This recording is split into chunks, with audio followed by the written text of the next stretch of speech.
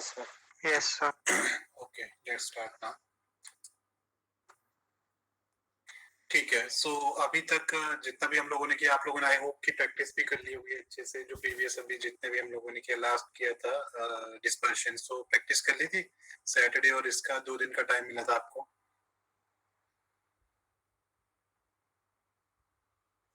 किसी को कोई डाउट तो नहीं है? चलो, now we will come to the next topic. The topic name is correlation. Okay, am I audible? Yes. तो what do you mean by correlation? Anyone?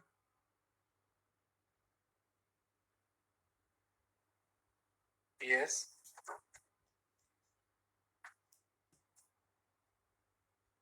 Correlation क्या होता है बेटा? नाम तो सुना होगा आपने, कोरिलेशन, सहसंबंध।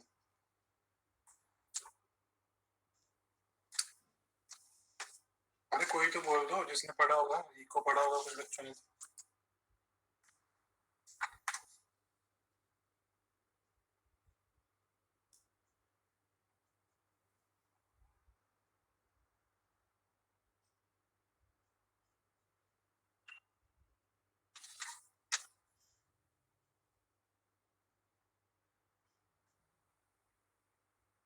यस,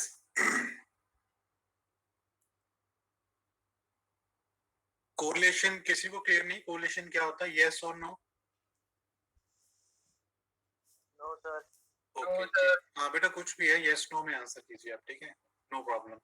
सो ध्यान से सुनना जो मैं बोल रहा हूँ, ठीक है? क्योंकि इस तरह के क्वेश्चन भी आप लोगों से पूछे जा सकते हैं एग्जाम में कि what do you mean bye correlations, या टाइप ऑफ कोरिलेशन, या यूटिलिटी क्या है, इसका इंपॉर्टेंस क्या है। तो थोड़ा सा मैं थ्योरी का एक बार इसका ओवरलुक दे देता हूँ आप लोगों को कि जो कोरिलेशन होता है वो कुछ भी नहीं होता, वो सिर्फ दो, देखो अभी तक जो हम लोगों ने रीड आउट किया ना, जितना भी स्टडी किया, चाहे वो आपका मीन मीडियन मोड हो, चाहे वो आपका डिस्पर्शन के बड़े सारे मेथड्स हो, या मेजरमेंट्स हो, वो सारा का सारा, if you notice one thing, we took only single data. Yes और नो?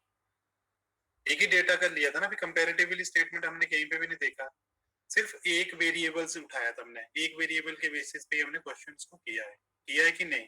तो उस तरह के डेटा को जहाँ पे हम खाली एक तरह के वेरिएबल्स के ऊपर स्टडी करते हैं, चाहे वो उसमें से हमें मीन फाइंड करना हो, चाहे डिस्पर्शन फाइंड करना हो, या फिर मीडियन मोड, या किसी भी तरह का डिस्पर्शन को आप फाइंड आउट कर सकते हो जब एक वेरिएबल होता है। बट से फॉर एग्जाम्पल, आपको अगर एक से ज्यादा वेरिएबल्स गिवन हो, जैसे अभी तक तो x गिवन था, मान लो x y z and so on, बड़े सारे वेरिएबल्स हमारे पास गिवन है, ठीक है? तो उसे हम क्या बोलते हैं? जैसे मान लो आपके पास दो वेरिएबल गिवन है, say for example, if you are given in मतलब टू वेरिएबल्स गिवन है क्वेश्चन में, तो आपको जो प्रॉब्लम को आइडेंटिफाई करने के लिए जो दो वेरिएबल्स गिवन होंगे आपको, तो उस डेटा को आप क्या बोलते हो? Bivariate data. सिंगल डेटा जो जैसे आपको x आता है, सिंगल वेरिएबल जहां पे आपको गिवन होता है, उसे आप बोलते हो यूनिवेरिएट डेटा। और जो आपका, एक मिनट में आपको स्क्रीन शेयर करके भी बताता भी रहता हूँ, कोई डाउट होगा तो आप प्लीज पूछ लेना, बट पूछ लेना, ठीक है? पूछते आप लोग होगी ना। So is it visible to all? Screen दिख रहा है सबको? Yes, sir. Yes, sir. yes, sir. Yes, sir. हाँ बेटा, ध्यान से देखना अब जो मैं बताने जा रहा हूँ, ठीक है? इंपॉर्टेंट पोर्शन है जो कोरिलेशन की, ये टेक्निक्स बड़े काम आती हैं आपके फर्दर भी। जैसे मैं आपको बता रहा हूँ, बेसिकली हमारा जो टॉपिक है उसका नाम है simple linear correlation. Okay, name of the topic is simple, sorry,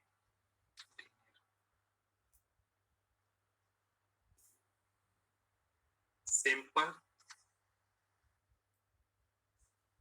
linear correlation, ठीक है? Simple linear correlation. अब मैं बताऊंगा ये क्या चीज है। तो ये हमारा टॉपिक है, बेसिकली जो यूनिट है, ये टॉपिक है। अब देखो, मैं बता रहा हूँ कि जहां पे आपको दो वेरिएबल्स गिवन हो, टू वेरिएबल्स और मोर देन टू वेरिएबल्स, तो अब जब आपको सिंगल वेरिएबल गिवन होता है, मान लो आपको वन वेरिएबल या सिंगल वेरिएबल यू कैन से, तो उसे हम बोलते हैं, कौन सा डेटा होता है वो हमारे लिए? यूनिवेरिएट डेटा, उसे हम बोलते हैं यूनिवेरिएट डेटा, ठीक है। अगर हमारे पास डेटा जो वेरिएबल्स है मोर देन 2 वेरिएबल्स गिवन हो, मान लीजिए 2 वेरिएबल की स्टडी करनी हो हमें, तो उसे हम बोलते हैं बाइवेरिएट डेटा। ठीक है, बाइवेरिएट डेटा, बाइवेरिएट डेटा। अगर मोर देन 2 हो, 2 और मोर देन 2 वेरिएबल्स गिवन हो, 2 वेरिएबल और मोर देन 2 हो बेसिकली, क्योंकि 2 वेरिएबल्स को तो बाइवेरिएट डेटा बोला जाता है और मोर देन 2 वेरिएबल्स को बोला जाता है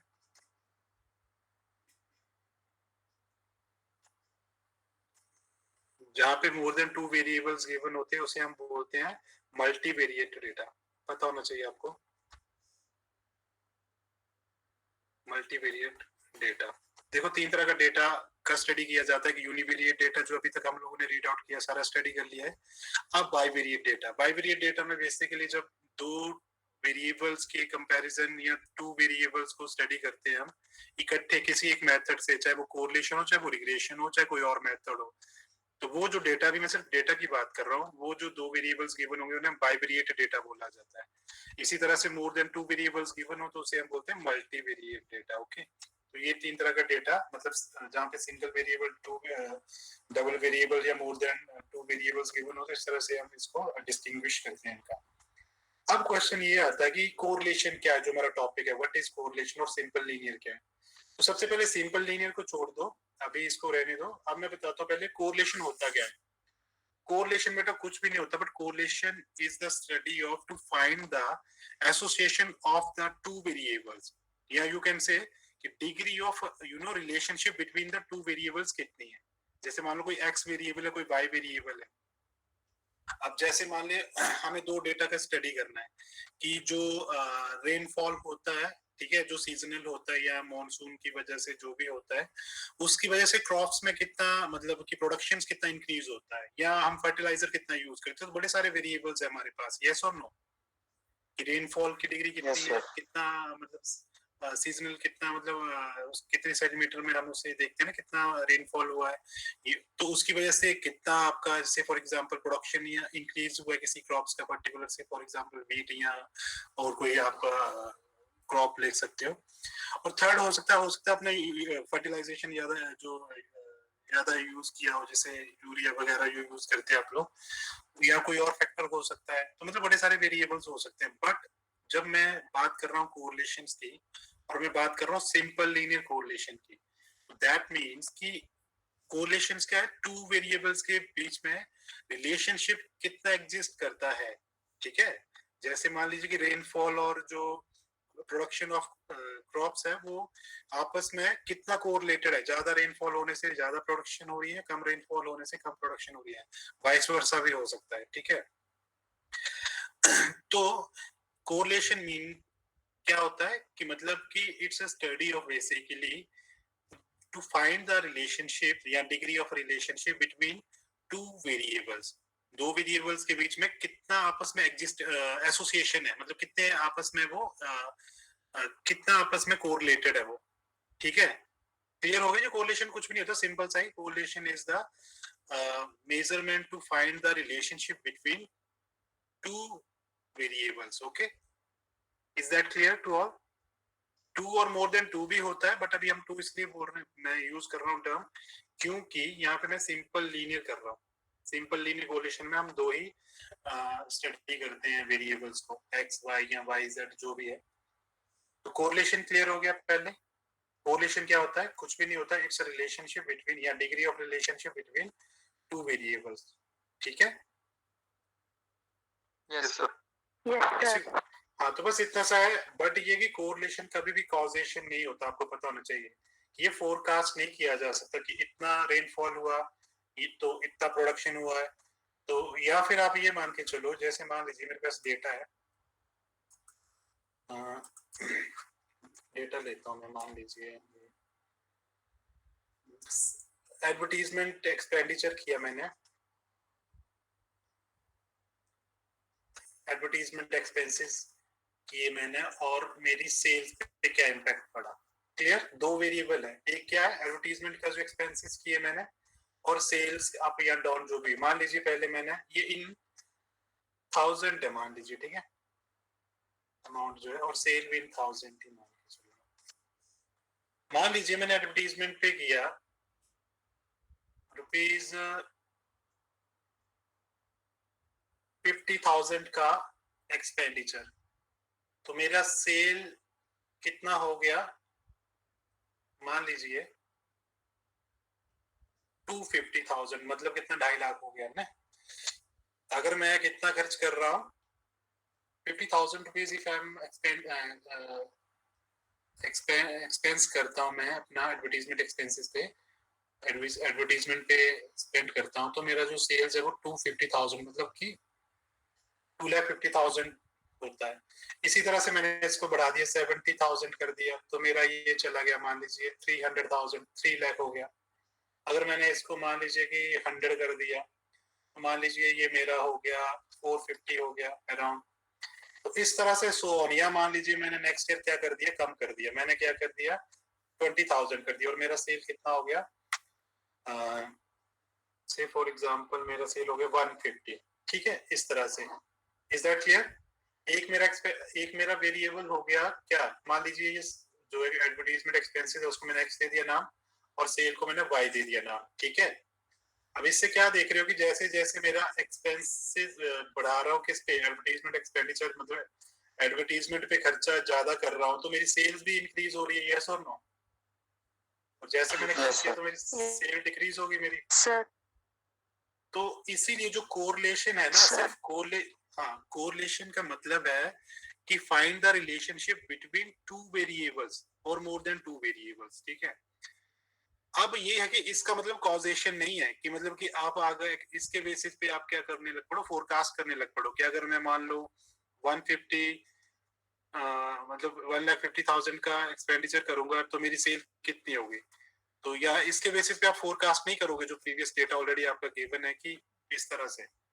तो it's not a kind of causation, ठीक है। तो सिर्फ इसमें दो वेरिएबल्स होंगे, हमें रिलेशनशिप फाइंड करना है, दैट्स ऑल। जो कॉजेशंस का होता है ना, कॉजेशन के लिए हमारे पास दूसरा जो रिग्रेशन, आपने नाम सुना होगा, रिग्रेशन यूज किया जाता है कि अगर इतना मान लीजिए हम खर्चा करते तो कितनी हमारी सेल होती, या इतनी अगर रेनफॉल हो रही है, अगर नेक्स्ट ईयर इतनी होगी तो कितना रेनफॉल होगा, या प्रोडक्शन बढ़ेगी या कम होगी, जो भी है, ठीक है। तो कोरिलेशन एंड जो कॉजेशन होता है बेसिकली क्या होता है, does not tell us anything about the cause and effect relationship that exist among the variables। तो ये आपको पता होना चाहिए। और ये चीज कहाँ एग्जिस्ट करती है, रिग्रेशन में, कोरिलेशन में नहीं। कोरिलेशन में सिर्फ हमें रिलेशनशिप फाइंड करना है, बस हमारा यही टास्क होता है। Is that clear? Yes sir. हाँ यस, मतलब to find the relationship only, इतना पता होना चाहिए, क्लियर आपको? ठीक है, अब आ जाता है हमारा कौन सा है नेक्स्ट,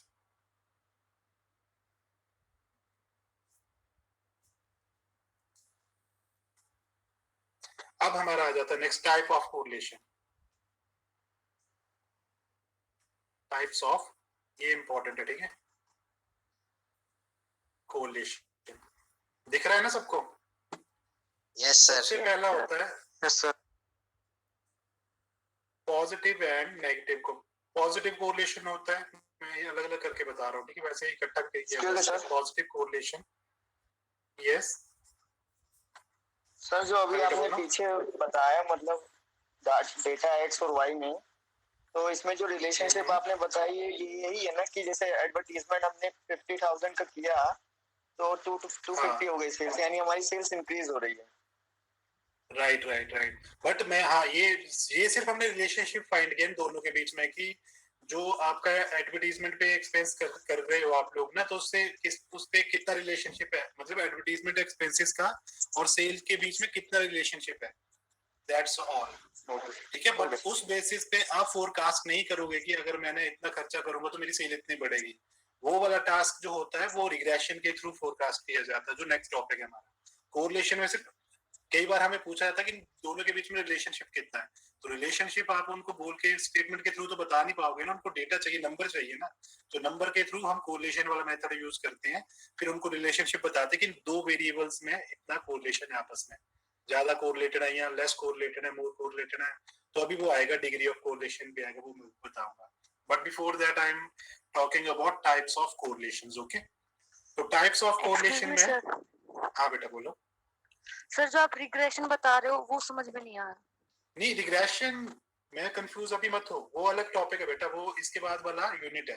ये अभी हम कोरिलेशन स्टडी कर रहे हैं, वो मैं जस्ट बता रहा हूँ यस सर, यस कि सर, जब हम, वो नेक्स्ट टॉपिक है आपका. अभी सिर्फ रिलेशनशिप देखना है दो वेरिएबल्स के बीच में है कि कितना रिलेशनशिप एग्जिस्ट करता है, कि आपस में वो कितनी रिलेटेड है.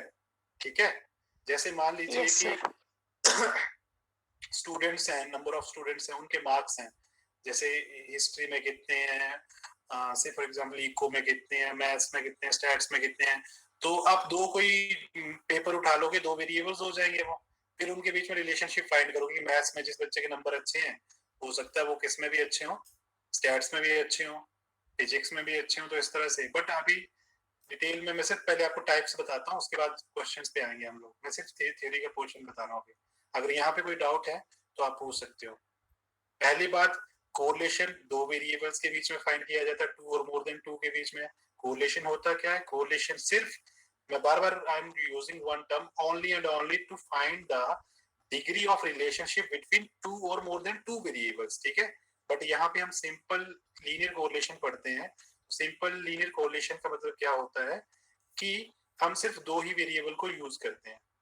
अगर मैं सिंपल लीनियर नहीं लिखता, सिर्फ कोरिलेशन लिखता, तो हो सकता है वहां पे हम ज्यादा वेरिएबल्स भी स्टडी कर लेते, कोरिलेट तीन वेरिएबल्स भी ले लेते, चार भी ले लेते. ठीक है, तो ये फैक्टर्स होते हैं. तो okay, now types of correlation. तो सबसे पहले होता है पॉजिटिव कोरिलेशन. ठीक है, पॉजिटिव Yes, कोरिलेशन क्या, हाँ देखो पॉजिटिव कोरिलेशन क्या होता है कि अगर मान लीजिए एक वेरिएबल्स, क्योंकि दो वेरिएबल्स के बीच में कोरिलेशन फाइंड करते हैं ना, मान लीजिए x और y है, ये x हो गया, ये y हो गया, two variable I am taking here. तो मान लीजिए कि जो x वेरिएबल्स है ना, वो है 10, 20, 30, 40, 50. ठीक है, ये मतलब बढ़ रहा है ना धीरे धीरे, 10, 20, 30, 40, 50 हो रहा है. यस और no?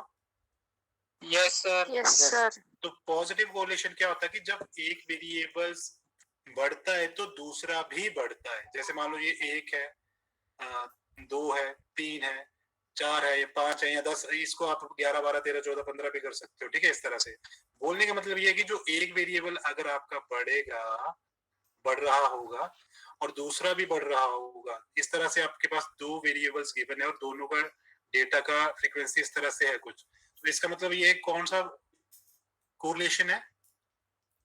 Positive. Positive correlation.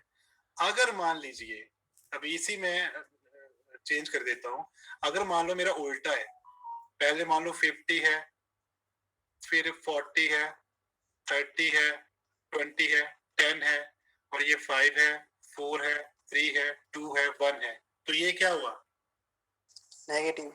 Negative. No no, इसीलिए मैंने पूछा आपसे. मैक्स. देखो, जब दोनों एक डायरेक्शन में हो, चाहे वो बढ़ रहे हो या कम हो रहे हो, दोनों वो पॉजिटिव कोरिलेशन होता है. यहाँ तो देखो ये बढ़ रहे था पहले, हम दोनों वेरिएबल्स हमारे बढ़ रहे थे ना, 10, 20, 30, 40, 50, और y था हमारा 1, 2, 3, 4, 5. अगर मान लीजिए x हमारा 50, 40, 30, 20, 10 है, कम हो रहा है. ठीक है, एक मिनट, इसको मैं उल्टा कर देता हूं.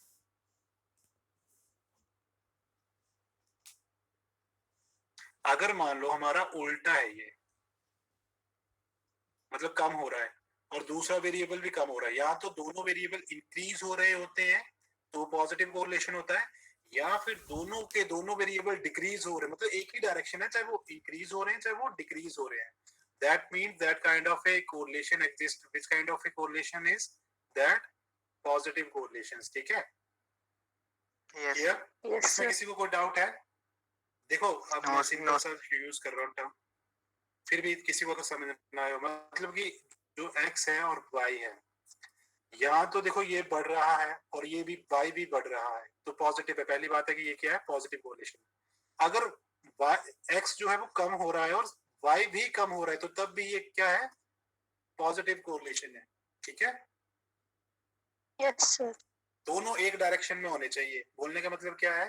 जो पॉजिटिव, इसे डायरेक्ट कोरिलेशन भी बोलते हैं, इंक्रीज हो रहे हो तो दोनों इंक्रीज होने चाहिए, अगर डिक्रीज हो रहे हैं तो दोनों के दोनों वेरिएबल डिक्रीज होंगे।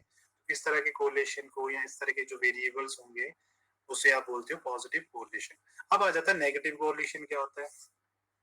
What is negative correlation? तो नेगेटिव कोरिलेशन इसका उल्टा हो जाएगा, मतलब एक वेरिएबल बढ़ रहा होगा तो दूसरा क्या हो रहा होगा? कम। हाँ, जैसे मान लो कि ये x है और ये y है। मैं फटाफट ऐसे ही बता देता हूँ आपको।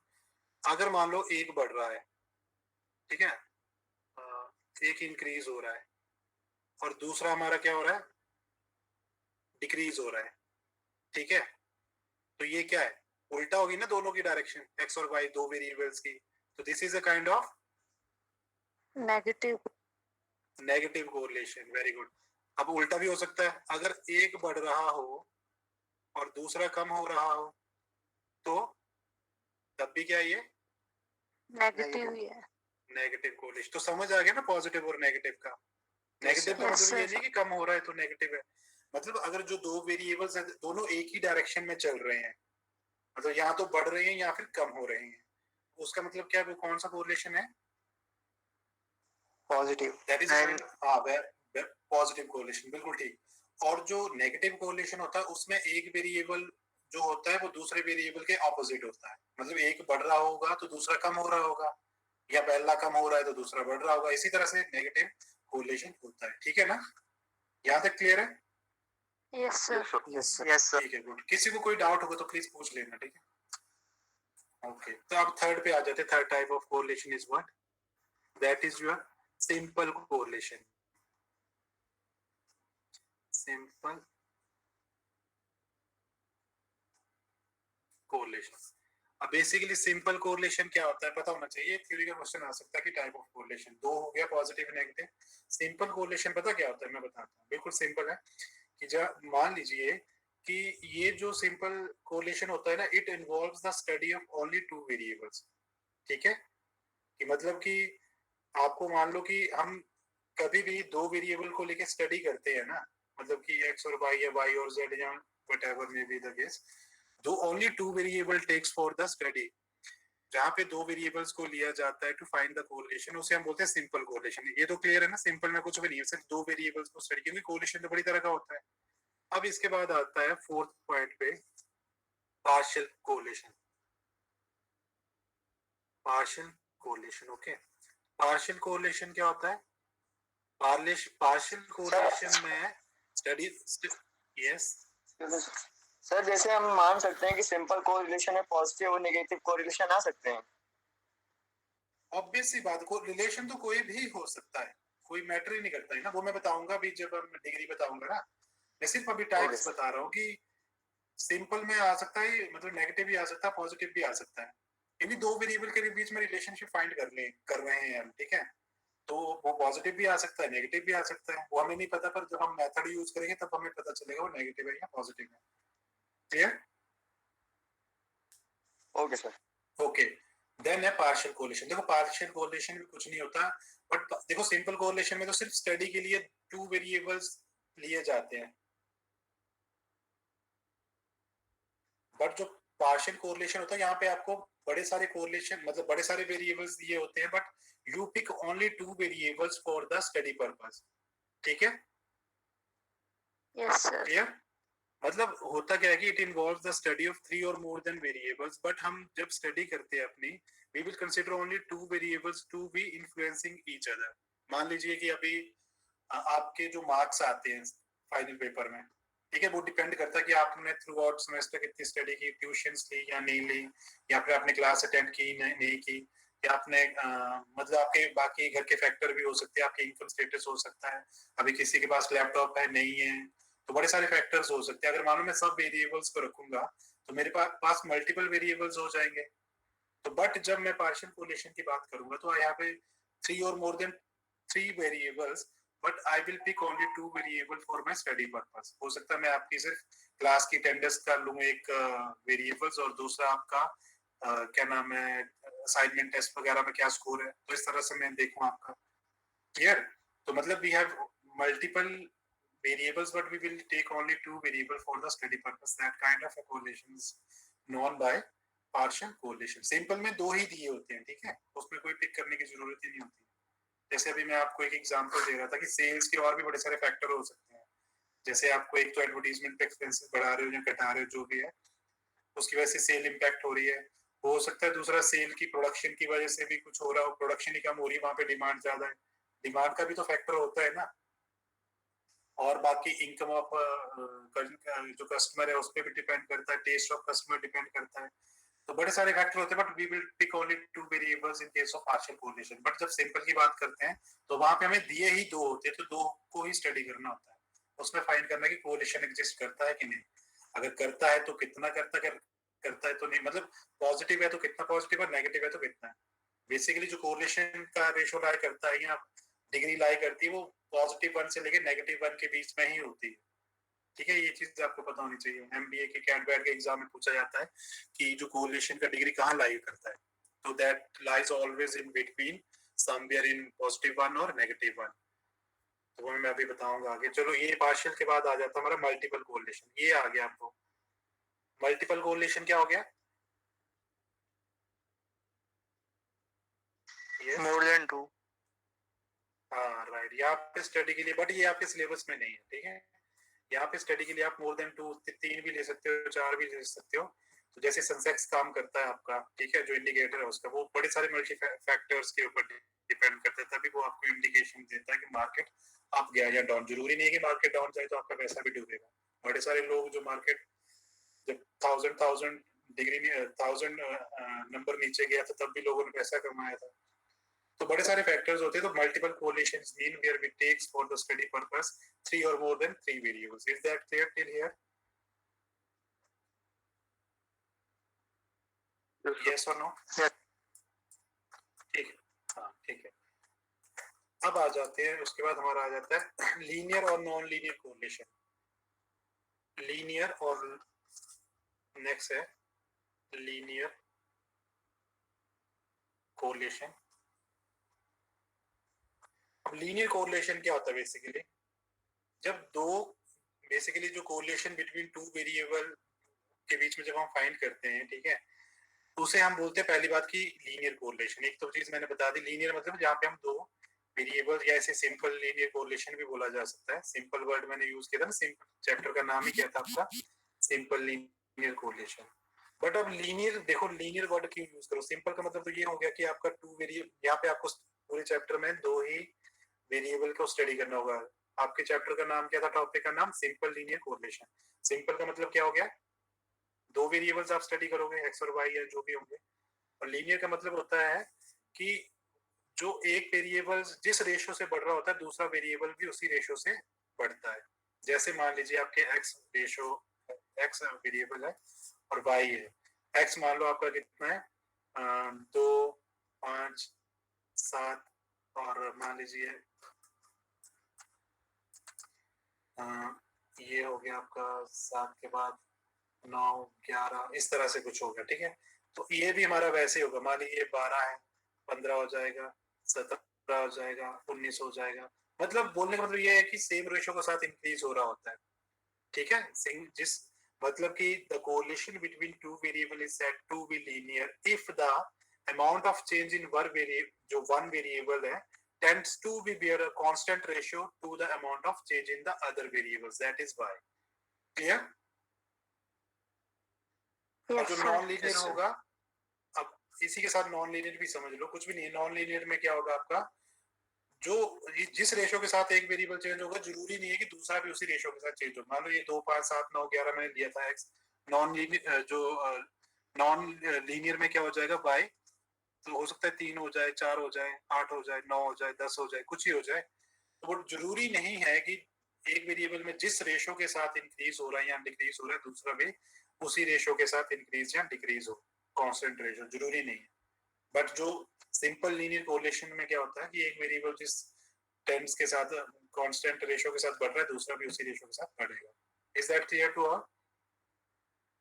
So this is Yes, whole sir. story about your क्या नाम है, क्या था ये, टाइप्स ऑफ कोरिलेशन। अब हमारा आता है जो इम्पोर्टेंट है, कि जो डिग्री ऑफ कोरिलेशन कहाँ का एग्जिस्ट करती है। मान लो मैं एक एग्जांपल के थ्रू बताता हूँ आपको। जैसे मान लो जो एक मेरे पास ये है लाइन है,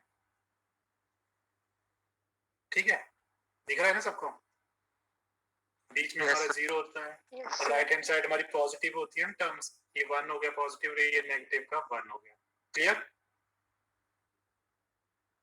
यस सर।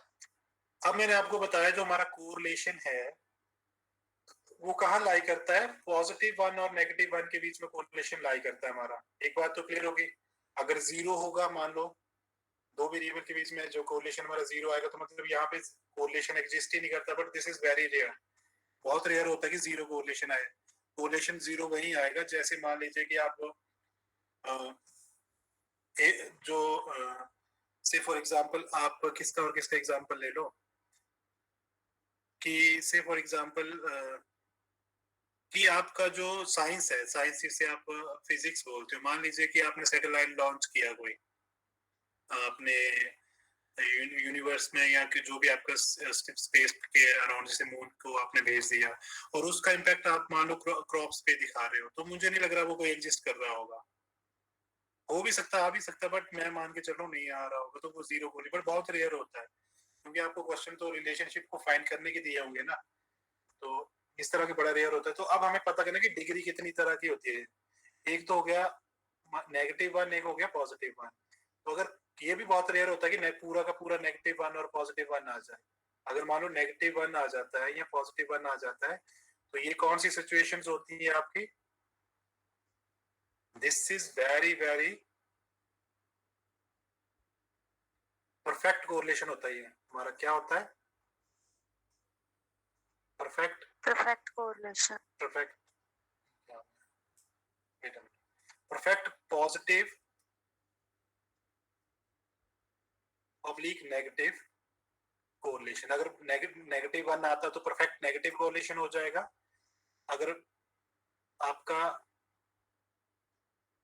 पॉजिटिव 1 आता है तो क्या हो जाएगा, परफेक्ट पॉजिटिव कोरिलेशन। ठीक है, क्लियर? मान लो आपका पॉजिटिव 1 आता है तो क्या हो जाएगा आपका, तो क्या कौन सा कोरिलेशन होगा? अगर एक्सप्लेनेशन हमसे पूछा होगा तो क्या बताओगे, this is a kind of perfect positive correlation. अगर नेगेटिव 1, अगर नेगेटिव आएगा तो हम बोलेंगे परफेक्ट नेगेटिव कोरिलेशन। ठीक है, अब उसके बाद डिग्री क्या क्या होती है यहाँ पे, ये हो गया 0.25, 0.50, 0. मान लो 75, एक में और ऐड कर लेता हूँ 0.90, और इस तरह से नेगेटिव चलेगा इधर 0.25 negative, then 0.50 negative, 0.75 negative, then आपका आ जाएगा -0.90। ठीक है, अगर इनके बीच में कहीं पे आता तो उसे हम क्या बोलते हैं? तो अगर मान लो आपका पॉजिटिव, परफेक्ट पॉजिटिव और नेगेटिव तो क्लियर हो गया, और यहाँ पे आपका जीरो पे यहाँ पे होता है नो कोरिलेशन, लिख दो सीधा से नो कोरिलेशन।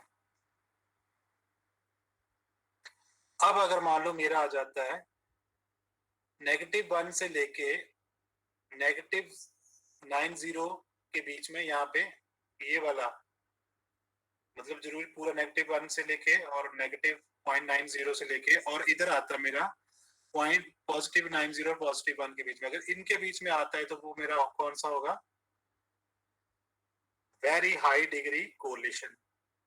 वेरी, इसे बोलते हैं वेरी हाई डिग्री।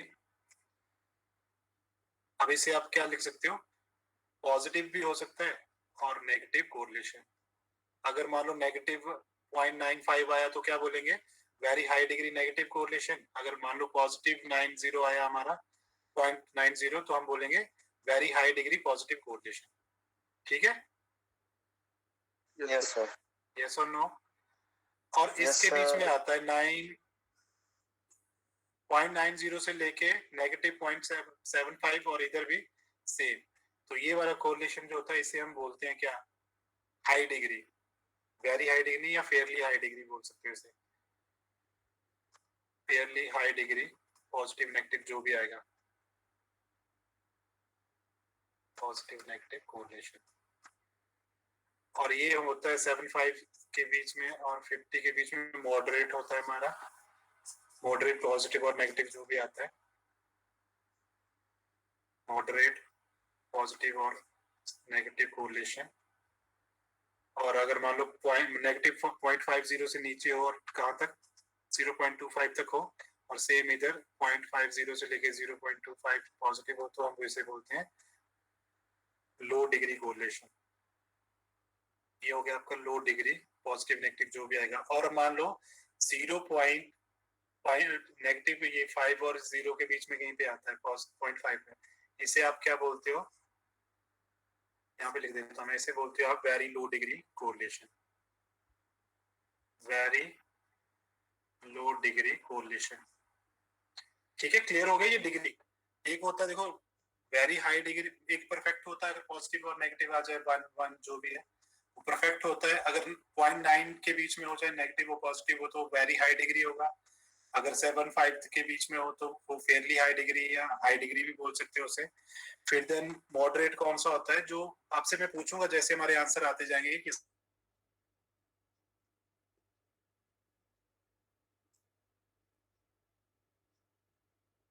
तो ये क्लियर हो गया डिग्री ऑफ कोरिलेशन सबको।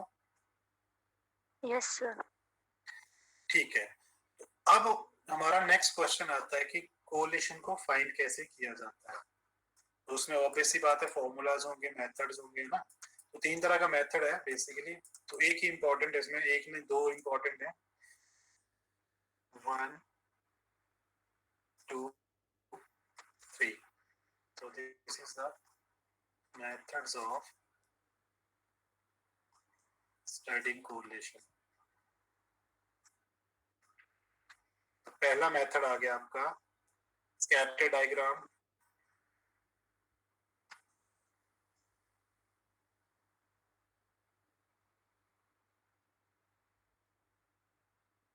स्कैटर डायग्राम मेथड ये यूज नहीं होता, ये वही है जो मैप सा बनता है, हिस्टोग्राम वगैरह, ठीक है।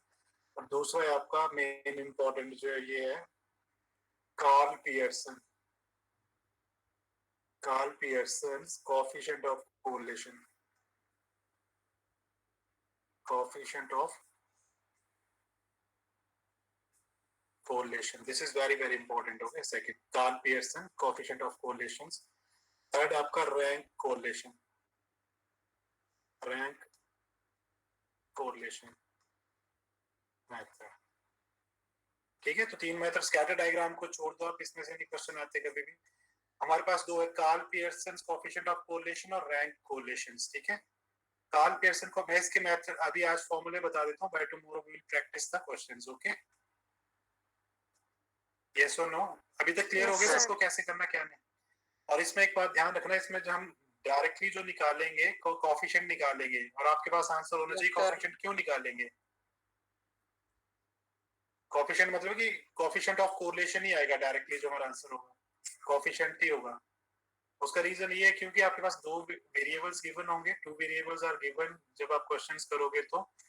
और उसमें आपको मैंने बताया रिलेटिव मेथड ही यूज होगा, सिंगल मेथड मतलब जो आपका एब्सोल्यूट वाला मेथड तो यूज होगा नहीं। तो डायरेक्टली जो फॉर्मूले हैं वो कोएफिशिएंट ऑफ कोरिलेशन के। Is that clear to all?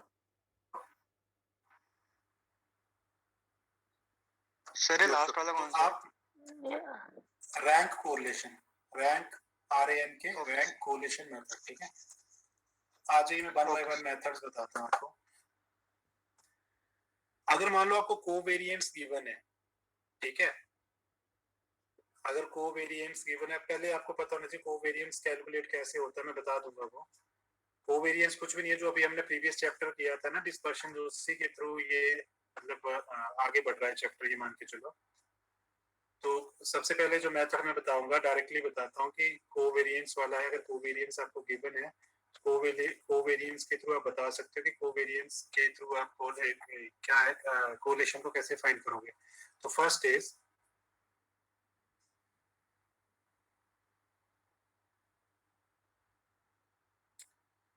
First है आपका कार्ल पियर्सन, ये दिख रहा है? Yes sir.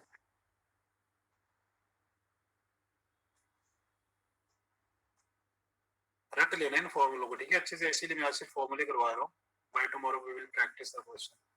Karl Pearson coefficient of correlation, अब ये डिपेंड आप पे करता है बेटा कि जो कौन सा मेथड कहाँ पे लगाना है ना, वो डिपेंड करता है कि आपको डेटा किस तरह का गिवन है। बड़े सारे फॉर्मूलेज हैं जिसके थ्रू आप सिर्फ कोलेशन ही फाइंड करोगे, और कोलेशन की डिग्री मैंने बता दी कैसे क्या है। बट आपको अब डिपेंड करेगा कि जिस तरह का डेटा गिवन होगा उसी तरह से आपको क्या करना है, फॉर्मूला अप्लाई करना है। ऐसा नहीं कि सर अब इस जगह पे कौन सा करेंगे, तो you have to address the data की डेटा के अकॉर्डिंगली हमारा कौन सा फॉर्मूला यहाँ पे सेट बैठेगा। तो आपको खैर पता चल जाएगा 2-3 क्वेश्चंस करोगे तो Karl Pearson coefficient of correlation, अगर मान लीजिए आपको वेरिएंस कोवेरिएंस वगैरह गिवन है तो फॉर्मूला क्या होता है आपका इसका फाइंड करने का, you can write down.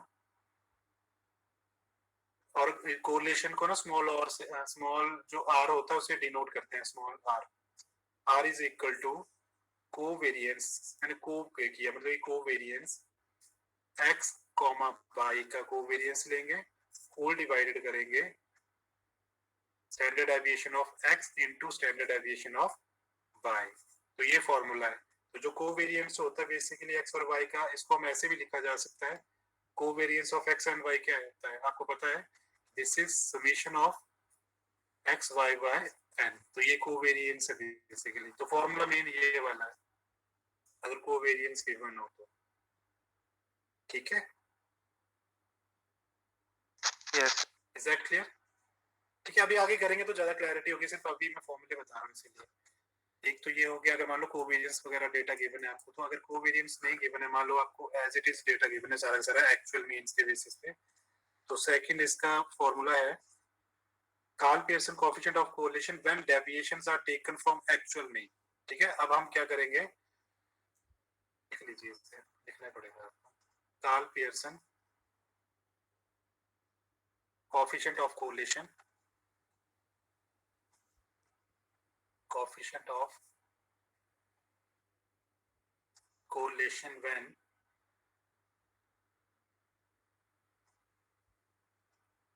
deviation जो होती हैं are taken from कहाँ से, actual mean जो हमने खुद फाइंड किया मीन, बाद में assume से चेक करेंगे। when deviations are taken from actual mean, तो इसका फॉर्मूला क्या हो जाएगा, r is equal to summation of x minus x mean फिर y minus y mean whole divided by क्या हो जाएगा, summation of x minus mean का square into summation of y minus y mean का square का whole under root है नीचे भी, ठीक है। या इस फॉर्मूले को आप ऐसे भी लिख सकते हो क्योंकि आपको पता है x माइनस x मीन से हम क्या निकालते हैं, स्मॉल x आता है ना हमेशा जो एक्चुअल डेटा है, जैसे मान लो x माइनस x मीन है, तो ये क्या है डेविएशन है, तो डेविएशन को हम क्या लिख देंगे यहाँ पे x स्मॉल x। तो क्या हो जाएगा फॉर्मूला दोबारा अगर चेंज करके चेक करेंगे तो summation of small x into y हो गया, यस और नो,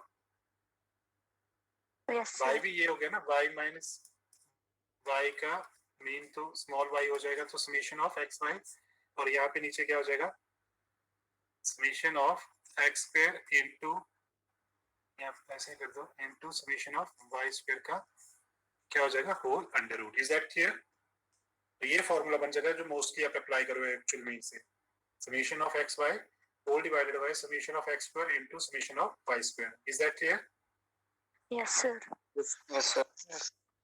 ये तो है जब आप किसके एक्चुअल मीन के थ्रू फाइंड करोगे। मान लो आपको एक्चुअल किसी भी मेथड से आप कर सकते हो, ऐसा कुछ मतलब हार्ड एंड फास्ट रूल नहीं होता है, बट आपको डेटा के अकॉर्डिंगली चलना है।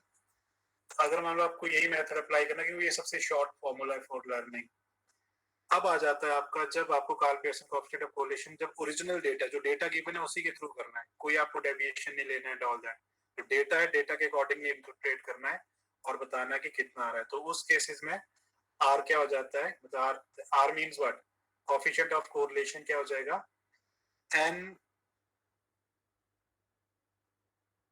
समेशन ऑफ एक्स वाई को मल्टीप्लाई करेंगे फिर क्या हो जाएगा, summation of x y minus हो जाएगा, सॉरी अलग अलग होता है।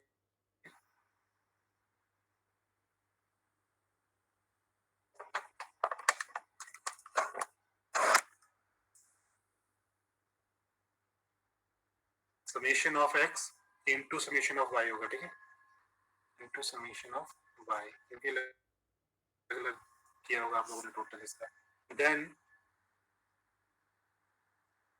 n summation of x square minus summation of x, but जो स्क्वायर होगा वो बाहर होगा, होल अंडर रूट नीचे, फिर इनटू y जो सेकंड वेरिएबल होगा, n summation of y square minus summation of y का होल स्क्वायर, इसके ये भी अंडर रूट में क्लियर हो गया। ये ओरिजिनल डेटा x और y जो दे रखा आपने इनटू कर दिया, फिर उसको n से इनटू करोगे यहाँ पे, क्लियर, ये क्लियर हो गया। जब एक्चुअल जो आपका डेटा होता है उसके थ्रू आप जो ओरिजिनल डेटा के थ्रू फाइंड करते हो, तो इसके थ्रू भी आप फाइंड कर सकते हो। तो तीसरा मेथड ये हो गया। अब फोर्थ मेथड बताता हूँ मैं आपको। अगर मान लो आपको डेविएशन कहाँ से लेना है, एक्चुअल मीन वाला तो आपने डेविएशन देख लिया ना, एक डेविएशन आप किससे के थ्रू भी लेते हो, yes assumed mean, right. Assumed mean के थ्रू जब फाइंड करोगे तो क्या हो जाएगा आपका, n मतलब अब दो है ना आपके, तो dx dy भी लिख सकते हो इसको, और या फिर u, देखो जो एज्यूम्ड मीन लेते हो तो वहां पे क्या हो जाता है, x माइनस a करते हो ना आप, यस और नो, यस सर, ये एज्यूम्ड मीन आता है ना। एज्यूम्ड मीन को आप dx भी बोलते हो या फिर u भी बोलते हो, मैंने बताया था आपको जो ठीक लगे वो, तो u लेते हैं क्योंकि आपको याद रहने में ठीक रहता है। इसी तरह से दो वेरिएबल, एक तो dx या u बोल सकते हो, एक dy आएगा उसे हम b बोल देंगे, ठीक है। तो r क्या हो जाएगा आपका एज्यूम्ड मीन के थ्रू जब हम कोरिलेशन फाइंड करेंगे, तो n is equal to summation of u into v, मतलब इकट्ठा ही है ये uv minus summation of u फिर into summation of v whole divided by n summation of u square minus summation of, क्या हो जाएगा, u का बाहर से whole square whole under root, ठीक है, इस तरह से। फिर सेम दूसरा variable n summation of v square minus summation of v का whole square whole under root. Clear बेटा, ये हो गया। अगर मान लो यस आपको सर।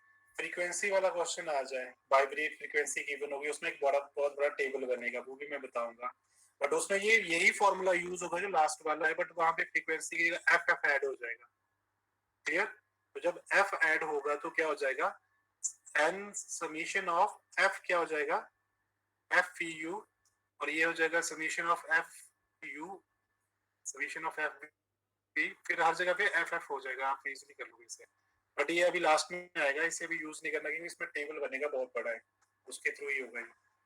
तो ये तो हो गए कार्ल पियर्सन और कोएफिशिएंट कोरिलेशन को फाइंड करने के सारे मेथड्स, जिसमें कि आपका मैंने बताया कि कौन कौन से मेथड होते हैं।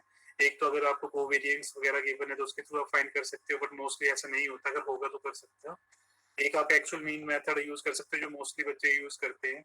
सेकंड थर्ड आपका कार्ल पियर्सन का कोएफिशिएंट है वो ओरिजिनल डेटा के थ्रू, उसमें कुछ भी चेंजेस नहीं करना है, ना आपको मीन निकालना है, ना एज्यूम्ड मीन के थ्रू निकालना है, ना एक्चुअल मीन के थ्रू मीन निकालना है, सिर्फ जो डेटा है उसी को कन्वर्ट करके फॉर्मूला अप्लाई करना है। और एक एज्यूम्ड मीन के थ्रू जो अभी हमने देखा, और एक लास्ट जो फ्रीक्वेंसी वाला है, बट वो बाइवेरिएट फ्रीक्वेंसी डिस्ट्रीब्यूशन अगर गिवन है तो बहुत रेयर होता है इसका क्वेश्चन आता है, बट फिर मैं बताऊंगा इसका। देन अब एक हमारा और था, मैंने बताया था, बट वो तीसरा मेथड कौन था, रैंक कोरिलेशन था ना शायद, रैंक, यस सर। हाँ रैंक कोरिलेशन क्या होता है, ये सबसे इजी होता है, इसमें कुछ भी नहीं होता है, एक ही मेथड होता है। अगर मान लीजिए जो आपके रैंक्स हैं वो रिपीट नहीं कर रहे हैं तो कौन सा फॉर्मूला यूज करते हो आप, तो आर क्या हो जाता है आपका 1 - 6 सिग्मा डी, डेविएशन है ये, d square by n square minus 1, ठीक है। बट ये जब रैंक्स गिवन आपके नहीं होते, मतलब रिपीट नहीं कर रहे, अगर रिपीट कर रहे होते तो फॉर्मूला और होता है, वो मैं बाद में बता दूंगा जब क्वेश्चंस करेंगे। तो आज के लिए आई होप कि इट्स सफिशिएंट, फॉर्मूले अच्छे से रीड कर लो, by tomorrow will take some questions, कल और परसों प्रैक्टिस कर लेंगे, then we will go over this chapter. अगर किसी को कोई डाउट है तो please you can ask me right now, anyone, should I take your attendance now? Yes sir, तो बोल दियो बेटा, समझ आ रहा है नहीं आ रहा है ना, चलो ठीक है। प्रैक्टिस कर लेना, कल क्वेश्चंस करेंगे, ठीक है, इसके अच्छे से। बहुत इंटरेस्टिंग है, देखना है, छोटा छोटा है, कुछ भी नहीं है, फॉर्मूले याद करने के जो अच्छे से। Okay sir. Okay, I'm taking your attendance. Please wait.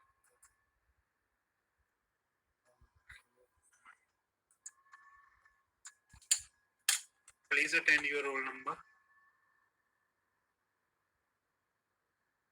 आज 1 जून है ना? Yes sir. Yes sir.